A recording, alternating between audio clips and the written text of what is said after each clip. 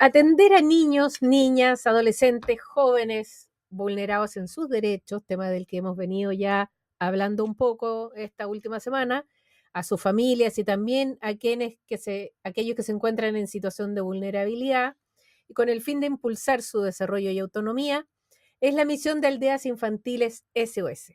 Para hablar del rol de esta institución nos acompaña Osvaldo Salazar, su director nacional. Hola Osvaldo, buenas Hola, tardes. buenas Vamos a tardes. pedir ahí vamos a acercarle el micrófono, no se preocupe. Ahí, Ya. muy bien, muy bien. Osvaldo, primero preguntarle cómo nacieron las aldeas infantiles SOS, ya es una marca registrada en nuestro país y también que goza de gran conocimiento a nivel nacional, pero para aquellos tal vez que se están interiorizando, sería bueno contar y comenzar por el origen. Bueno, los orígenes se remontan al año 1949 en Europa, post Segunda Guerra Mundial. Ahí nuestro fundador, Hermann Meiner, ya visualizando la situación que quedan muchos niños después de la guerra con la muerte de sus padres, ¿cierto? Así que la orfandad fue la constante que sufrían los niños y niñas sobre todo de Alemania y de Austria, ¿ya?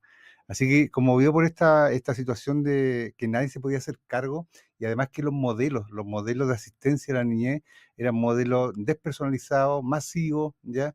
Entonces él dijo que la mejor opción para que un niño crezca habiendo perdido el cuidado de sus padres por orfandad es un modelo de familia, ¿ya? Y bajo ese concepto él creó Aldeas Infantiles, pero un modelo centrado, ¿ya? Y tomando como referencia a la familia, no estos modelos masivos donde en un galpón podían estar 20, 50 niños, almorzar 50 niños. No, acá no. Era una casita con 9 niños, una mujer que había quedado viuda en algunos casos, que no pudieron ejercer la maternidad. Entonces eran como las madres sociales en esos tiempos, para estos niños que habían perdido el cuidado de sus padres, particularmente por orfandad, ¿ya? Esto fue mutando después. Obviamente la orfandad no fue el tema constante en el tiempo, ¿ya? Porque no siempre habían guerra en todas partes, y particularmente en Chile en el año 65. Esta es una obra que emuló Andrés Lothar-Mitterhauser allá, que es un sacerdote francés de la Congregación de los Sagrados Corazones, y empezó a instalar este modelo de acogimiento residencial con los mismos preceptos que estableció Hermann Meiner allá en Austria, en Ims, en la ciudad de Ims, ¿ya? Andrés Lothar-Mitterhauser, él empezó instalando casitas, incluso eran casas prefabricadas, ya que instaladas en la ribera del Biobío, donde están los bolsones gruesos de pobreza y de miseria. Era de miseria, porque ni siquiera era pobreza, era miseria las condiciones que vivían ahí. Entonces él asistía a niños que tenían situaciones graves de precariedad social, ¿ya? Porque en los años 60 no es como la situación, la pobreza actual. En los años 60 la pobreza era sinónimo de riesgo vital, ¿ya? Había muchos niños que morían por desnutrición, por enfermedades, ¿ya?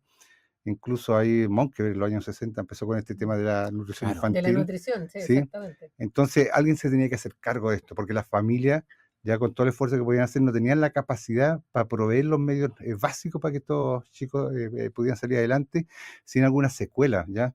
Muchos podían sobrellevar a los niños, pero muchos sufrían de nutrición con un impacto severo en su desarrollo neuronal y limitando las posibilidades que iban a tener en la vida, ¿ya? Entonces él emuló eso y se creó la primera aldea en el año 65 en la zona de Concepción, en el sector Lorenzolina. 10 casitas que atendieron a cerca de 108 niños. 108 niños en estos modelos de condominio, ya casitas bajo el cuidado de una mujer que hacía como el rol de... Cada casita al cuidado de una mujer. Sí, ¿ya? ¿ya? Y con otra persona que la ayudaba para los quehaceres de hogar, ¿ya?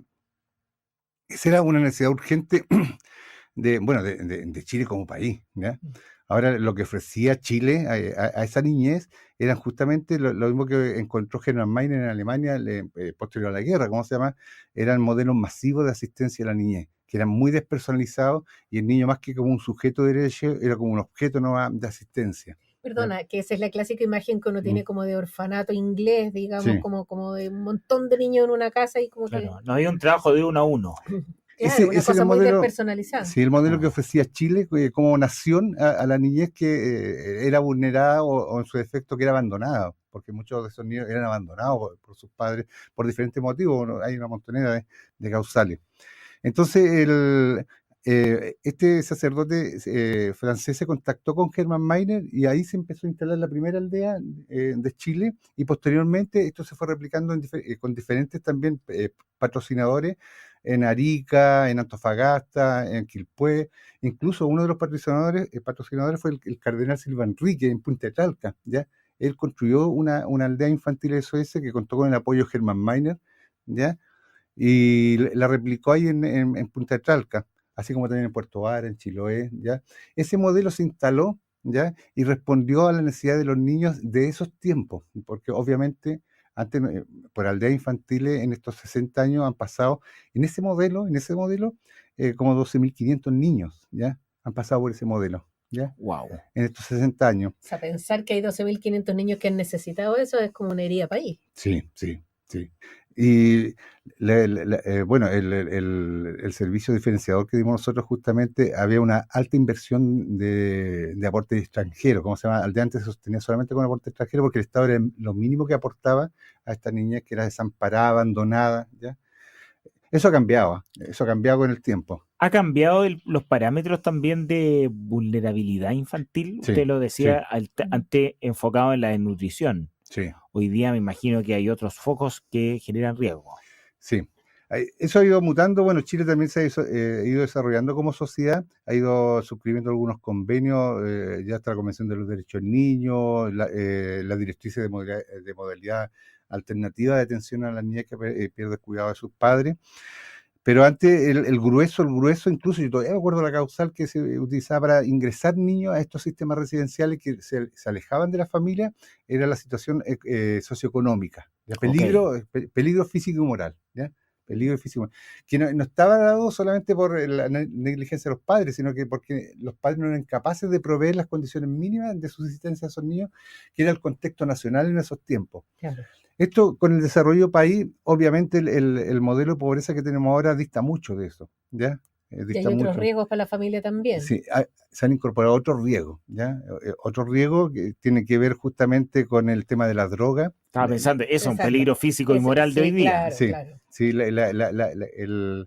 el tránsito en la delincuencia, ¿cierto? Hay de repente carteles, ¿ya? Que entusiasman a los niños con un mundo mejor y fácil y todo Claro. eso, ¿ya? Fácil, sobre todo. Sí, tenemos el tema de la salud mental también, que es un tema latente, ya en la niñez actual hay problemas que puede ser que han crecido de manera exponencial, ya puede ser producto de el tipo de sociedad que tenemos ahora, puede ser por el consumo incipiente de algún Estupefaciente. estupefaciente, ya, o un embarazo mal llevado, ya, o también no suena crítica, sino que es una realidad con la incorporación de la mujer al campo del trabajo, ¿ya?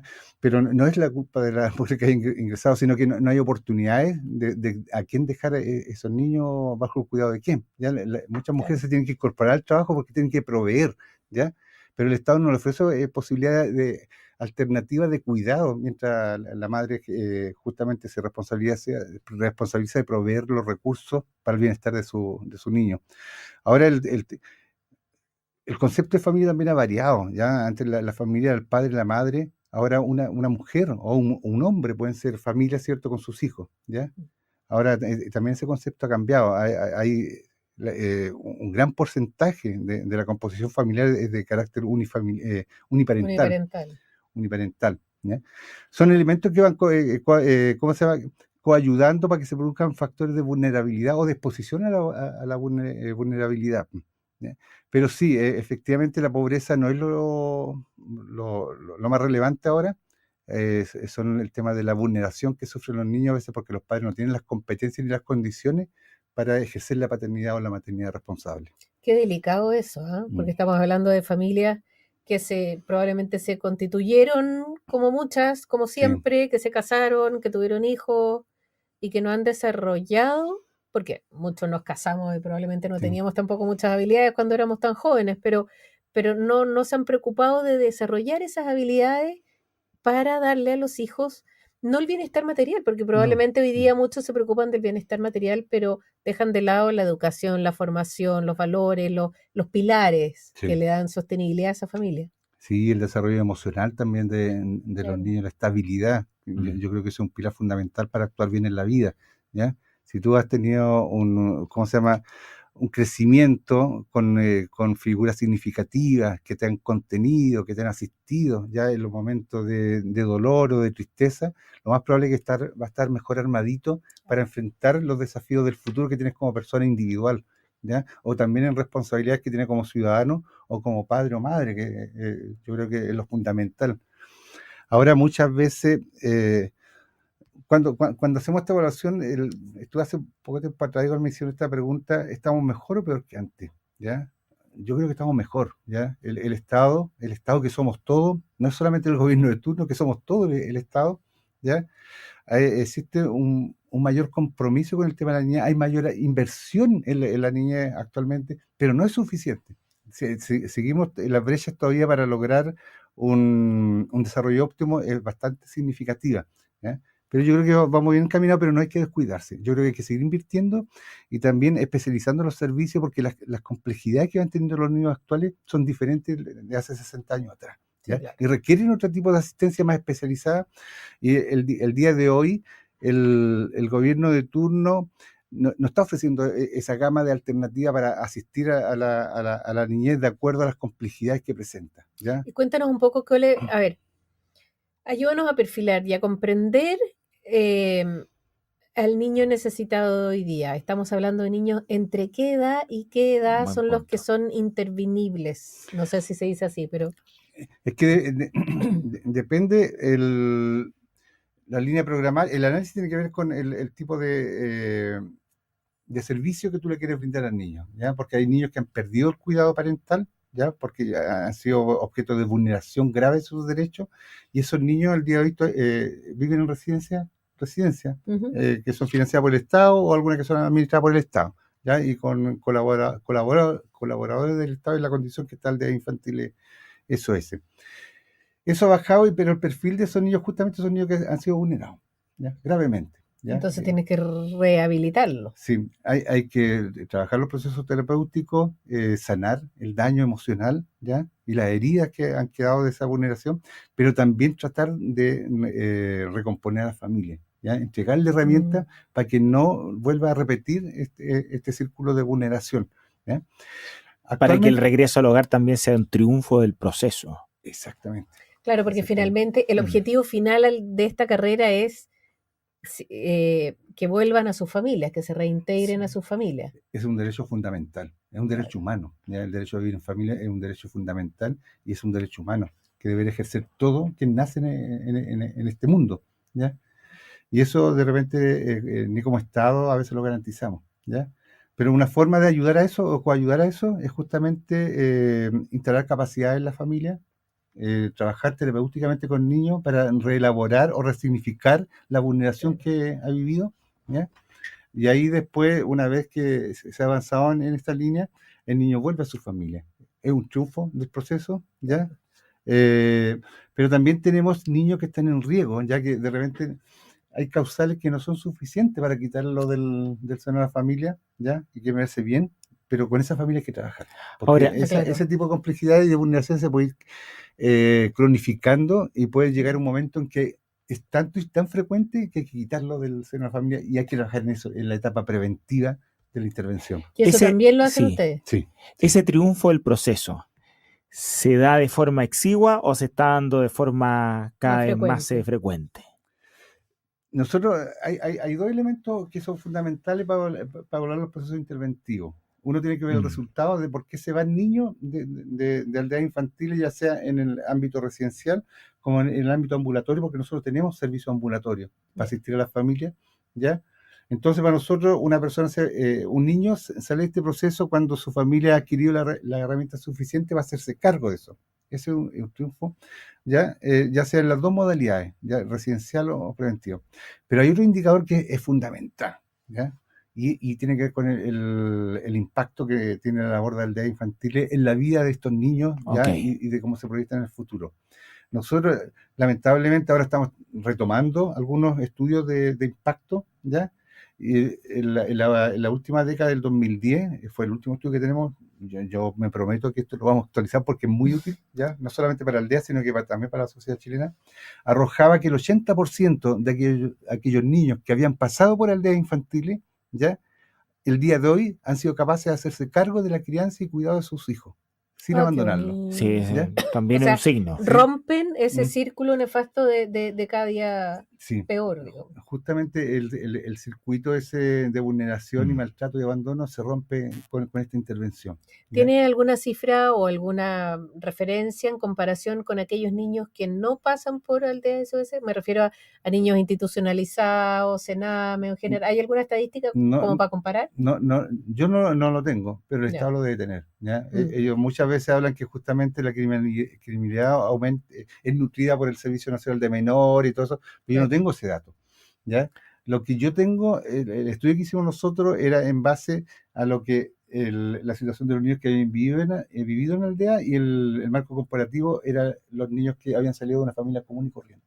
¿Ya? Ya, Y los índices perfecto. para nosotros eran bastante favorables en términos de educación, de ingreso en el momento que se hizo de la Ah, encuesta. qué bueno. Caractericemos una aldea infantil del 2025. ¿Cómo está compuesta? ¿Cuántos niños la componen? ¿Cuántos profesionales hay en torno a esos niños? A ver, antes la aldea era masiva, ya, pero ahora no. ¿Cómo saber? Ahora, en los años 60 o los 70, habían como, yo creo que a nivel país habían como unos 30.000 o 40.000 niños internados. Ok.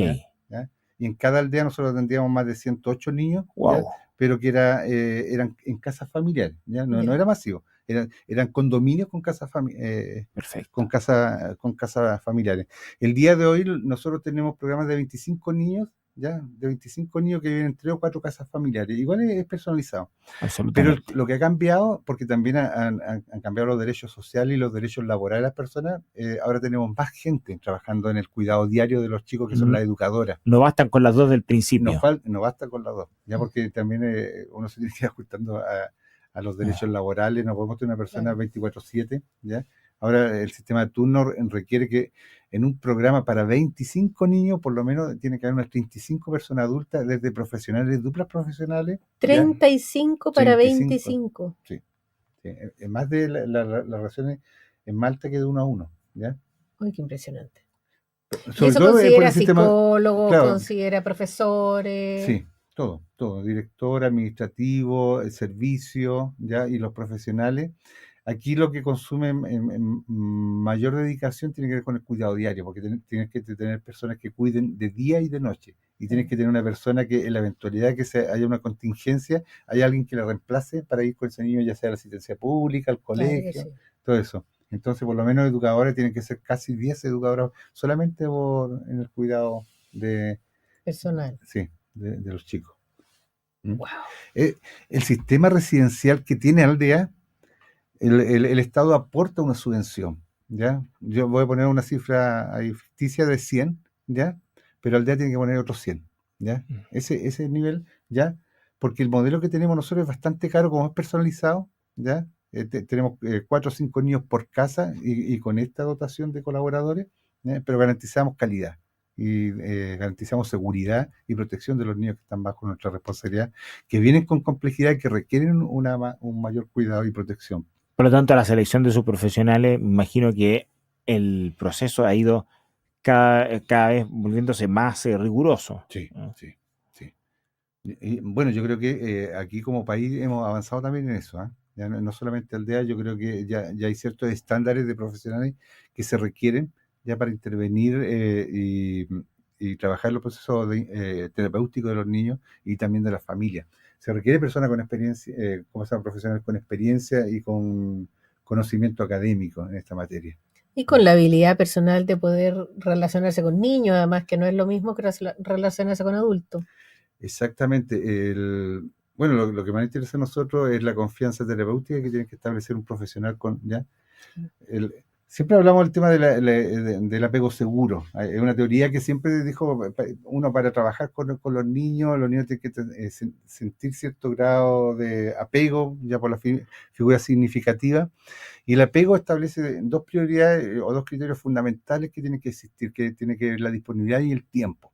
Que no solamente es con la madre, con el padre o con los hermanos, ¿ya? Sino que también aquellas personas que influyen en tu vida y un profesional influye en tu vida, ¿ya? Entonces, para nosotros es re importante que haya una relación estable, así como también con la educadora, ¿ya? Y hay pruebas fehacientes, hay historias que lo demuestran, ¿no? Sí. De ese vínculo afectivo que se da entre la educadora, entre la persona que asiste y el asistido. Sí, sí. Nosotros le llamamos competencia afectiva. Nosotros cuando Claro. evaluamos a las personas cuando ingresan, evaluamos las competencias afectivas que tiene, la capacidad de generar vínculos, ¿ya? No todos tenemos las mismas capacidades, algunos lo tienen más, otros menos, pero lo Sí. importante es que existen esas capacidades, esas competencias, Mm. ¿ya? De generar vínculos con los niños. Antes decían, no, yo soy profesional, no tengo por qué vincular porque medio subjetivo. No, para nosotros es una condición necesaria de que una persona tiene que tener esa capacidad de vincularse ya para tener un mayor impacto ya y credibilidad en el proceso interventivo. Claro, porque el impacto que tú quieres lograr en los niños finalmente no es que aprenda o que desarrolle una habilidad, sino que se restaure, se recomponga a sí mismo. Exacto, y además tiene que ser convincente, ¿ya? Porque aquí Claro. un profesional no puede dictar algo para que lo ejecute el niño. Si el niño no cree lo que está haciendo el profesional, derechamente no lo va a hacer, No. ¿ya? El niño va a hacer aquello que le digan personas de su confianza, ¿ya? Y un profesional tiene que ser de la confianza de un niño, ¿ya? O si no, no hay vuelta. Es como cuando uno va a un médico, ¿ya? Y dice, no, Claro, no me tienes dio, que creerle al doctor. Sí. sí, no me convenció el médico, voy a buscar otra opinión, ¿ya? Entonces Claro. hasta que la encuentra. Lo mismo acá, pero nosotros tenemos que adelantarnos, anticiparnos a ese proceso. La idea es que llegue personas que tengan esa capacidad de vincularse y de tener un impacto rápido y no andar rotando profesionales porque al final tú expones y sobreinterviene a los niños que Sí. igual vulnera derecho a eso. Y el tema de la distribución etaria, los grupos son más bien diversos, hay niños de todas las edades o se tratan de reunir a niños que tengan más o menos la misma edad en una residencia aldea infantil. Mira, hay una situación que es real y otra situación que yo pienso, ¿ya? Yo viví en una aldea infantil, ¿ya? Yo fui un niño de aldea infantil, yo tuve la posibilidad de vivir con mis hermanos. ¿Qué me hizo más llevadera la vida? Fue el hecho de poder haber vivido con mis hermanos y mis hermanos en una misma casa, Claro. ¿ya? Aunque Entonces, tenían qué sí, diferencia de edad. teníamos mi hermana mayor tenía como 7, 8 años mayor que yo, ¿ya? ¿Cuántos hermanos eran ustedes? Éramos 4, Santiago? nosotros biológicos, ¿ya? Mira.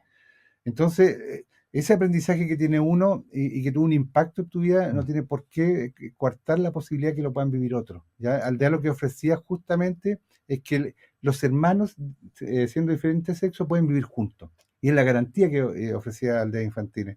Incluso en Puerto Varas, cuando yo asumí la dirección nacional, el Estado había establecido este criterio de edad ya y sexo, ¿ya? Y había en Puerto Vara había licitado un proyecto que era así, ¿ya? Para mayores, para menores y para masculinos y femeninos, ¿ya? Y a mí me pareció que era una vulneración flagrante, un derecho fundamental del niño de vivir con sus hermanos. ¿Y Bueno, eso porque- es un criterio obligatorio? Perdón que Sí. pregunte. ¿Es un criterio obligatorio o En ustedes el de- podrían Nosotros tenemos, modificarlo? nosotros es mixto, ¿ya? Ah, ya, Nosotros hemos bien. mantenido eso porque igual el Estado comprendió, el servicio del Estado comprendió de que era un derecho fundamental que tenía que garantizar no solamente aldea, sino que el Estado tiene que garantizar la posibilidad que, ya si no puedes vivir con tus padres, vive con tu hermano por lo menos, ¿ya? Y además el objetivo es revincularlo después y reconstruir un poco la relación Sí. familiar. Vuelven tus hermanos también contigo a esa realidad. Entonces, Totalmente. si la han vivido contigo, traes algo en común con tus Sí, hermanos. Suena como de toda lógica. Sí, Sí. claro. Pero así no era tan lógico. ¿ya? No, lo que pasa es que Para cuando uno habla formular de... las políticas públicas no era tan lógico. No, cuando en políticas Claro. públicas que se habla de proteger y de no sé qué, y que hoy día todo es como tenerle miedo al que está al lado, tienes que ir Sí. separando. Uno tiene que tener una posición en base a la evidencia histórica y a la experiencia, ¿ya? Y nosotros a veces imponemos posiciones, ¿ya? Que tienen una lógica, como dices tú, pero también están probadas en el tiempo, ¿ya? Y que van de la mano con los derechos fundamentales de un ser humano, ¿ya? No es más que eso. Nosotros, por definición, somos una organización de derechos humanos, ¿ya? Aquí la única diferencia es que son niños, son los derechos humanos de los niños, y no hay otra cosa que eso. Hoy día perdón que se lo pregunte usted, pero ya que usted nos menciona este dato, me parece que es fundamental. ¿Está fortalecida la relación de los hermanos Salazar gracias a esa experiencia de vivir junto a una aldea SOS? Sí, hubiésemos crecido como extraños.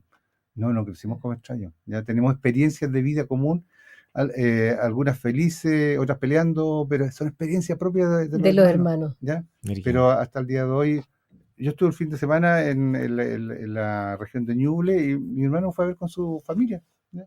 Así, ¿ya? Y eso se mantuvo gracias porque lo fuimos construyendo desde la primera infancia. Claro, estuvieron siempre juntos. Siempre juntos, ¿ya? En algún momento cada uno hizo su camino, pero seguimos siempre como lo hace cualquier hermano, ¿ya? Y eso, yo creo que el mayor legado que dejó Hermann Meiner era justamente de que garantizar que los hermanos podían seguir viviendo juntos si los padres no se podían hacer cargo. Cuando hablamos de reconstruir las relaciones familiares, de reconstruir la seguridad, podríamos decirlo, emocional, física, moral, de una familia como para que un niño pueda volver. Hoy, ¿cuántos niños o qué porcentaje pueden volver a sus familias? O sea, ¿hasta dónde hay una intervención que está dando resultado, que se está logrando, o el esfuerzo que hay que hacer es aún mucho mayor? Ayúdanos a mapear, a comprender un poco. Sí, las complejidades de los niños no es la pobreza de antes, ya no es Claro. peligro físico-moral.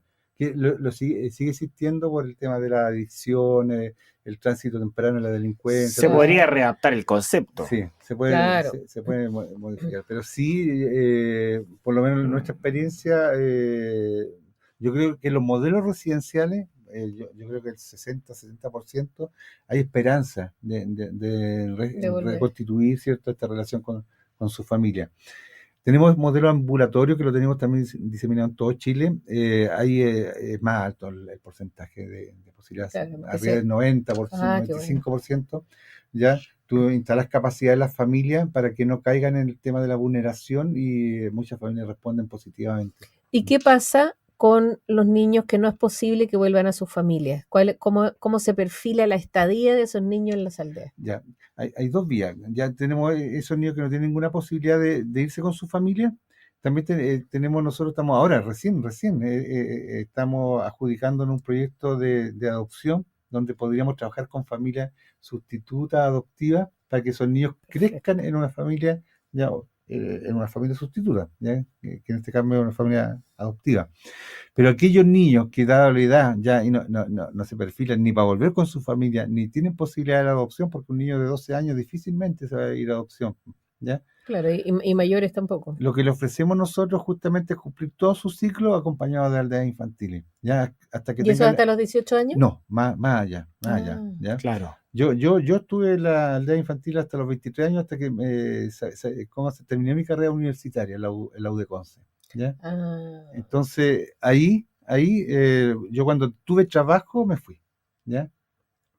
Qué interesante, porque no lo sueltan a los 18 años, así No, como que la institución ya no. no se hace cargo. Nunca en la historia de esta organización se ha sacado un niño por cumplir los 18 años de edad, ¿ya? Los niños se van cuando tienen las herramientas suficientes, cuando están en esa condición, cuando tienen las herramientas suficientes para valerse por sí mismos, ¿ya? Insertar. Y el niño, el que tiene a la calle como su gran alimento vital, ¿no? ¿Cuesta separarlo de la calle? Cuesta, pero yo fui director de programas, de estos programas residenciales, de estos preventivos. Yo pasé por todo ese ciclo, ¿ya? Fui creciendo a través de eso y efectivamente cuesta a aquellos chicos que tienen resistencia al colegio también, ¿ya? Que tienen mucha resistencia al colegio, pero tiene que ver cómo tú abordas también la problemática, ¿ya? Porque de repente encuentran en la calle a aquello que no encuentran en su familia, claro, o en su entorno más cercano, que en este caso nosotros seríamos el entorno más cercano. Y que a lo mejor le puedes ofrecer aquello que los tiene o reacios al colegio o en la calle. ¿Y se presenta el peligro de fuga de ellos? Lo hay, pero no son fugas que ellos desaparecen del mundo, ¿no? Algunos. Ahora, bueno, ahora hay cierta transitoriedad y las complejidades que tienen los niños, algunos los lleva a fugarse, ya va a buscar o seguir experimentando las experiencias que habían tenido previa al ingreso. Pero no es la constante, no es la constante. Qué bueno. Es una buena noticia. Osvaldo, podríamos estar conversando aquí absolutamente un día entero Sí. sobre las realidades, sobre las posibilidades de estudio, porque te escuchaba hablar y la verdad, yo soy súper racional, entonces la estadística se me aparecía así, pero como un fantasma, o sea, la cantidad de información que se podría obtener de conducta, de riesgos, de cómo modificar, de cómo intervenir, y te escucho hablar y efectivamente hay una evolución en esas intervenciones y todo. Mira, me iluminaste la visión sobre las aldeas. Yo, como usuario de a pie, digamos, sabía que existían, había escuchado algunos que habían ido voluntarios a ayudar, Sí. y hasta ahí llegaba mi conocimiento. Me ha sorprendido muchísimo y quiero darte las gracias a nombre también de nuestros auditores que están escuchando este testimonio. Escuchar tu testimonio personal también es impresionante, que naciste de ahí, y hago eco de lo que dicen nuestros auditores. María Jimena Durán dice un tremendo tema en la mejor niñez, el reintegro a las familias, que es lo que ustedes buscan, ¿cierto? Quiero darte las gracias. Pero brevemente, porque tenemos las chapitas Ah, de Sí. los 60 años. No la tenemos puesta, no es cualquier cosa. La gente que está viendo la transmisión, imagino que hay un compromiso que ustedes quieren revalidar en estos 60 años, ¿no? Sí, nosotros hemos contado parte de la historia de la organización, pero igual tenemos proyectos de futuro. Aldea nos viene a hacer aquello que el Estado puede hacer. Nosotros venimos a complementar y mejorar aquello que ofrece el Estado u otras organizaciones. Y por eso requerimos inversión adicional. No vivimos solamente de la subvención estatal, ¿ya? tú decías alrededor de un 50-50. En el modelo residencial, en Ya. eso en el modelo ambulatorio, más o menos 80-20, 80 el Estado, 20 nosotros, ¿ya? Pero ese 20 lo tenemos que financiar. Y ¿cómo lo estamos haciendo actualmente? A través de los socios, amigos de aldeas infantiles que aportan mensualmente a través de sus cuentas corrientes, tarjetas de crédito, ¿ya? Y que nos ayudan a sostener esta obra y mejorarla. Ahora también es de nuestro interés porque hay un nicho importante que se está explotando en este modelo residencial, porque trabajamos con niños que han sufrido situaciones graves de vulneración, moderadas de vulneración, y lo tenemos diferenciado, pero le colocamos la impronta organizacional, que es el fortalecer estos modelos de intervención que en cierta medida ofrece también el Estado. Así que bueno, aprovecho el espacio aquí para invitar a los oyentes, ya para que se hagan socios de aldea, nos colaboren, y así nosotros nos podemos expandir a lo largo de Chile, ya para ofrecer este modelo de trabajo para los niños y sus familias. Gracias, Osvaldo. No, Muchas gracias. gracias. Y siendo ya las 13 horas, la 1 Chile continental, En 12 en Magallanes y Magallanes, Aysén, no, bueno, son las 2 de la tarde en las 2 de Magallanes. la tarde en Magallanes y 14 horas, Aysén, 1400. y ahora sí, las 11 en Isla Pascua. Ahí sí, Ya, ay, se me bien, cruzan vamos. los usos horarios, se me No cruzan. se preocupe, no le pedí la hora de Roma, No, son las Roma 7, son 6 más. efectivamente, son Son las las 7 de 7 la de la tarde tarde, el allá. padre Pedro Pablo en este minuto está En en Austria Asís. también, en las Claro, SOS originales son las claro. 7 de la Ya. tarde, deben estar merendando. El padre Pedro Pablo Garín está en Asís en este minuto. Está en asamblea, hay una asamblea internacional en Austria esta semana. Perfecto. Mira. De Una infantil. obra plenamente vigente. Sí. Les damos gracias a nuestros auditores por habernos acompañado, a quienes nos acompañamos. No alcanzamos a leer todos los mensajes en los que nos acompañaron a través de YouTube. Los invitamos a seguir